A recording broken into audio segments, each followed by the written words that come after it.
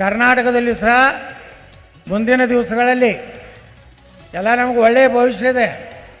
ಯಾರೂ ಏನು ಗಾಬರಿ ಆಗೋಂಥದ್ದು ಅವಶ್ಯ ಇಲ್ಲ. ಬಿ ವಿ ನಾಯಕರಿಗೆ ನಮಗೆ ನಾವು ಮುಂದಿನ 2028ರಾಗ ನಾವು ಎಲ್ಲ ಒಳಗೆ ಇರ್ತೀವಿ, ಸಚಿವ ಸಂಪುಟದಾಗೆ ಇರ್ತೀವಿ, ಯಾರೂ ಹೊರಗಿರೋದಿಲ್ಲ. ನಮ್ಮ ಸರ್ಕಾರ ಬರ್ತಂದ್ರೆ ಅದು ಬೇರೆ ಇರ್ತದೆ. ನಾ ಹೇಳಿಲ್ಲ, ನಾ ಮೊನ್ನೆ ವಿಧಾನಸಭೆದಾಗೆ ಹೇಳಿದೆ, ನಾನು ಮುಖ್ಯಮಂತ್ರಿಗಳಿಗೆ ಹೇಳಿದೆ, ಏನು ಮಾಡೋರು ಇದ್ದೀರಿ, ಎಷ್ಟು ರೊಕ್ಕ ತೊಗೊಂಡು ಎಷ್ಟು ಲೂಟಿ ಮಾಡಿ ಏನು ಮಾಡೋರು ಇದೀರಿ.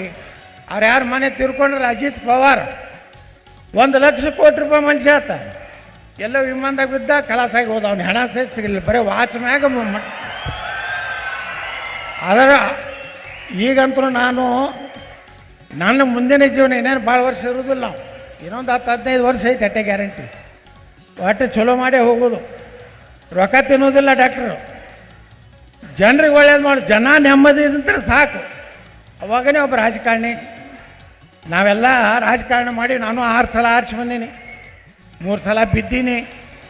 ಹಾಗೆ ಕೆಡಬೇಕಂತ ಅಡ್ಡಾಡ್ತಾರೆ, ಹಾಗೆ ಗುದ್ದಾಡಿ ಮತ್ತೆ ಆರಿಸಿ ಬರ್ತೀನಿ. ಜನರ ಶಕ್ತಿ ಮುಂದೆ ಇವತ್ತು ಇಡೀ ರಾಜ್ಯ ನೋಡ್ರಿ. ನಿನ್ನೆ ಕರಾವಳಿ ಭಾಗದಾಗ ಹೋಗಿದ್ದೆ, ಸುಮಾರು 2 ದಿವಸ ಐತೆ. ಅಲ್ಲೆಲ್ಲ ಶೃಂಗೇರಿ ಮಠಕ್ಕೆ ಹೋಗಿದ್ದೆ. ಧರ್ಮಸ್ಥಳದ ಧರ್ಮಾಧಿಕಾರಿಗಳು ಮಂಜುನಾಥನ ದರ್ಶನ ತಗೊಂಡು ಅವರೆಲ್ಲ ಒಂದೇ ಆಶೀರ್ವಾದ ಮಾಡಿದ್ರೆ ನನಗೆ, ನೀನು 28ರಾಗ ಒಂದು ದೊಡ್ಡ ಜಾಗದಾಗ ಕುಂಡಿರ್ಬೇಕು, ನಮ್ಮ ಸನಾತನ ಧರ್ಮ ಉಳಿಸ್ಬೇಕು, ಎಲ್ಲ ಸನಾತನ ಧರ್ಮದ ಬಡವರಿಗೆ ನ್ಯಾಯ ಕೊಡುವಂಥ ಕೆಲಸ ಮಾಡಬೇಕು ಅನ್ನೋಂಥ ಆಶೀರ್ವಾದ ಅವ್ರು ಮಾಡಿದ್ರು. ನಾ ಏನೂ ಕೇಳಿರಲಿಲ್ಲ, ಯಾಕಂದರೆ ಎಲ್ಲರ ಮನಸ್ಸಿನಾಗ ಬಂದುಬಿಟ್ಟಿದೆ.